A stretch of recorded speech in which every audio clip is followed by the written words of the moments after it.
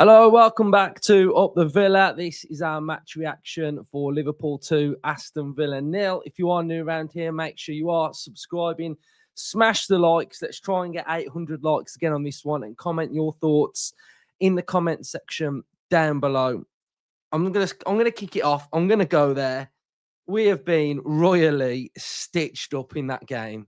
Absolutely stitched up. And unlike me to be talking about refereeing contentious decisions, but football is done on fine margins. And sometimes games have those fine margins where if something can go your way, you can get back in the game, vice versa. And we're going to go back to this in the second half, an absolute stonewaller of a penalty that has not been given. Now, it's a shirt tug. And sometimes you'll probably see these sometimes in the penalty area and they might not be given.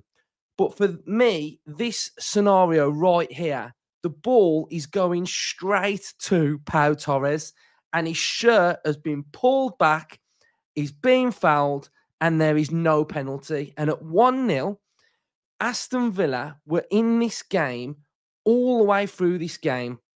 It was a difficult game for Liverpool. I thought we were a massive threat throughout the game. We created just as many chances as what Liverpool created.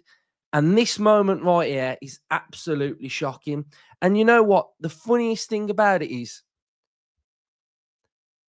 a couple of minutes later, outside the penalty area, Boubacar Kamara on Gravenberch, a little tug, free kick. Free kick outside the box. No penalty inside the box. It's ridiculous. Absolutely ridiculous. And yeah, it is fine margins because Villa were in the game pushing. And this could have been a moment where Villa got back in the game. So I feel like we've been robbed with that decision. I'm not going to lie. And it's very unlike me to talk about something like that. But yeah. You know, Liverpool fans will probably say, cry more, you're whinging, blah, blah, blah. But at the end of the day, if that's your team, you're screaming for a penalty there. But all in all, I think it's 4 losses in a row for Villa, 2 in the Premier League, 1 in the Carabao Cup, 1 in the Champions League. But today, that was far better from Aston Villa. The application, the desire, the cohesion, the ability to transition on Liverpool, our defensive shape was good. And it was just a million miles better from what we've been seeing in the last couple of games. We create opportunities in this game. The ones before half-time, the one when it opened up on the edge of the box for Ramsey. Morgan Rogers at the start of the second half should have absolutely buried that chance he had. He should have absolutely buried it. So, on Emery's 100th game, Aston Villa have lost. But I just thought there was a lot more positive signs today. I think, yes, we've lost. Yes, it's a frustrating defeat. But I think right up until Liverpool's second goal, we were more than in that game. We were holding our own. I thought the game plan was really good. It was patient. We was able to pick our moment. We got into some really good areas.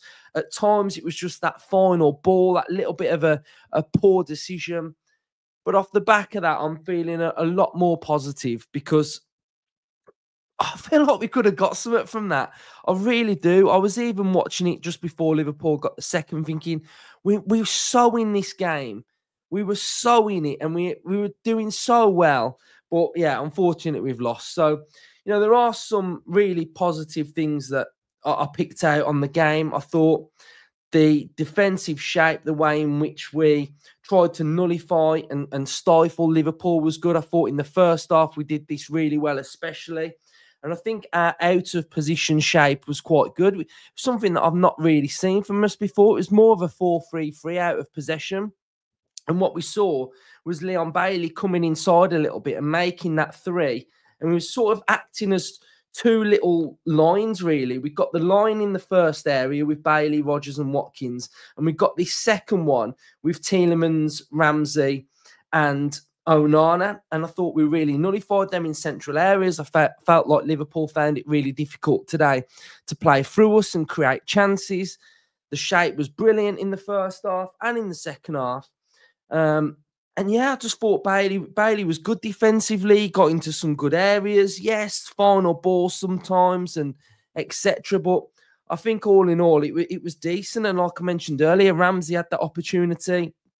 And I think the biggest threat for Liverpool, we know, is on transition. And I think one of their biggest threats is when they're on transition and it's in open play.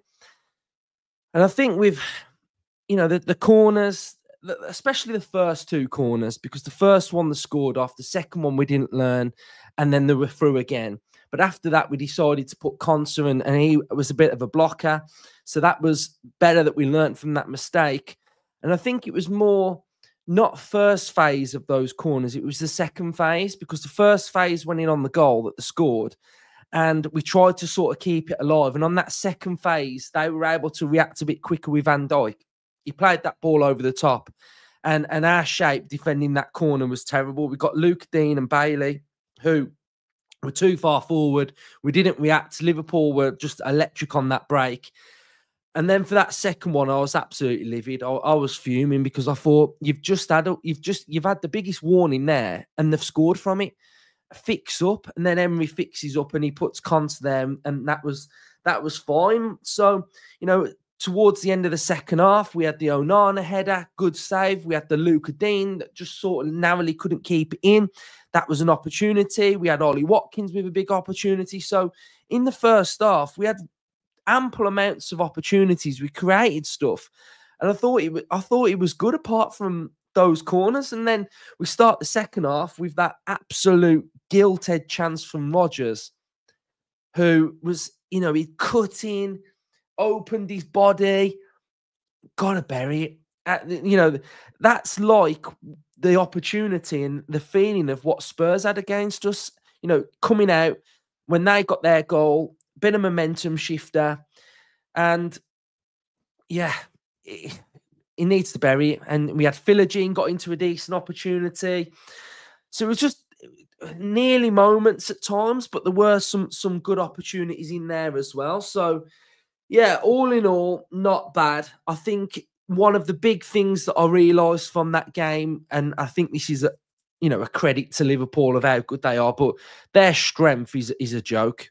Konate's strength, it's unbelievable, really, how strong he is, and Rodgers is strong as well. But Liverpool were so physical. They've got such a good physicality at the back.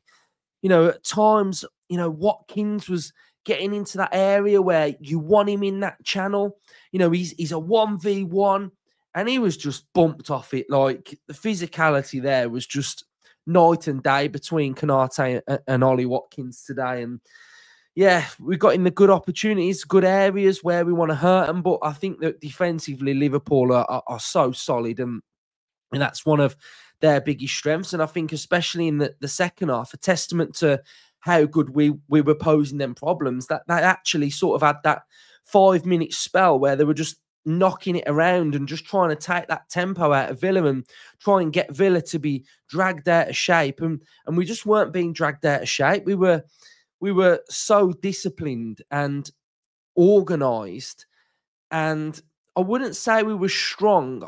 I'd use a word that we were quite combative in the way in which, if the ball went into a certain area, you'd see Onana in press, you'd see Tielemans in press, and I think we were really good at winning the ball back there. I think we did have a bit of a problem with actual ground duels and those duels, which I think we do need to sometimes get a little bit stronger at. But I think it is what it is. I think, if I'm summarising how we've played, I think we've played well there at Anfield, and I think on another day we walk out of there with a point.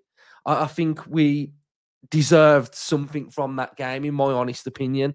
So I think that's where I stand on the game, really. And I think there's probably going to be a bit of a meltdown and a bit of twitchiness if we've dropped to around 8th at the end of this weekend. We might be 10th, whatever. But I think after this break, we'll just get back on track. We'll keep doing what we're doing. We need that exact same intensity. We need that exact same application.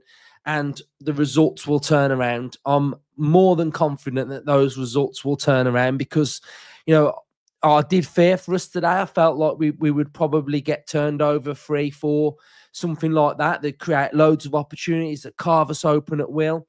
But I don't think it was that type of game. I think it was a really enjoyable game to watch. And I think a neutral watching that would probably think, do you know what, that was quite a good game to watch, to be fair. So we'll have a look at some of the stats and the average positions, etc., and we'll just break down that a little bit as well. So we've got Liverpool's average positions here. We've got, you know, the keeping Konate and Van Dijk at the back. We was able to get into those areas. We was able to get behind the fullback a little bit, especially on that left-hand side, McGinn, etc. And I think from a Villa point of view, we've got the double pivot, which is more, you know, a bit more of a pendulum, what I keep talking about now. It's last season, it was like that. You'd got the tip here, you'd got Louise, you'd got this one here, you've got Kamara. But this season, it seems to be a bit more balanced, really. I think Onana was good, covering a lot of ground as well. Bailey sort of was coming inside a little bit as well. Rodgers got into some good opportunities, good areas, but I think especially against Liverpool, you know, when he's in that area, it's decision making. It's got to be sharp. It's got to be quick. It's got to be incisive. And I think he was okay. I think because you can be harsh sometimes when you're judging players and you're thinking, you know, you can say, oh, he weren't great, but he's getting in the right areas. And if he's getting in the right areas, that's what I wanted to see him being in. Yes, you want to see him get the end product out there, but he's in those areas. He's posing problems. And, you know, I honestly, I said it at the start of the season with Rodgers when, you know, he was getting opportunities and he was scoring and assisting and his finishing weren't clean. He's got to clean up that finishing. He's got to get that crisp finish. I think what he's got to do at times is, you know, when you watch elite strikers and elite finishers, when they get the ball, and Watkins can be in the same bracket as well, time needs to slow down, not speed up. And I think we're getting in a position and we're rushing. We've just got to compose ourselves, take a breather, be calm, and get the right contact. And you know, I think Rodgers, he will get there with his finishing, but it's something that he's really got to work on. So I think that's something. I think Watkins is exactly the same. He's kind of going back to that, everything speeding up rather than just slowing it down and being more ruthless. And I think you saw that bit with a header, etc. So I think all in all, the average positions from a Villa point of view was pretty decent, to be fair. So yeah, I think I'm all right with that, to be fair. If we have a little look at an area that I think we could have improved on, and you know, this shows what we've done at Anfield, really. We've had an XG of 1.50. They've had a 2.02 and they've managed to score 2 goals. We've had 4 big chances. We've had 12 shots. They've had 14. Keeper for Villa's made 3 saves. They've made 2. We've had 9 corners, which, yeah, we were a threat on the corners, but then obviously they were a massive threat on our corners as well. So, you know, that's something that we've probably, next time we play Liverpool, we've definitely got to learn from that. We made 339 passes. They made 611. But there's something here that I think really highlights what's gone wrong. We've had big chances missed. We've had 4. They've had 3. Touches in the penalty area, we've had 27. They've had 30. You can see from the passing areas, 25 on the left, 44 in the middle, 34% on the right. And we've got 68% final third passes for Villa, 74% for Liverpool. We've got 45% accuracy of long balls, 48% for Liverpool. And this is the big one down here. Tackles won. So when defending, we've got 53% of our tackles were won and 85% of Liverpool's tackles were won. Now, that is a massive stark contrast between the areas in which Liverpool are able to defend with physicality and what we were doing at the same time. You know, we're getting into some decent areas, but Liverpool are winning majority of those battles. So, you know, we've made 17 tackles, they've made 13, 6 interceptions for Villa, 8 for Liverpool. 18 clearances for Villa, 15 for Liverpool. We've got dribble, 71% success rate for Villa. So you can see that we've got those players that have got that progressive carry about us. 50% of our aerial duels were won, which were really good. Ground duels, 51% for Villa and 49% for Liverpool. So, yeah, I think all in all, I'm all right. Like, it's weird, really, because yeah, I didn't expect us to be able to have that level today. I just felt like we'd have been off it, but we were competitive, and up until late on in that game. What minute did they get that second goal? So that second goal went in on 84. We were still pushing. Really, we were still trying to pose a massive threat. Even the momentum bites.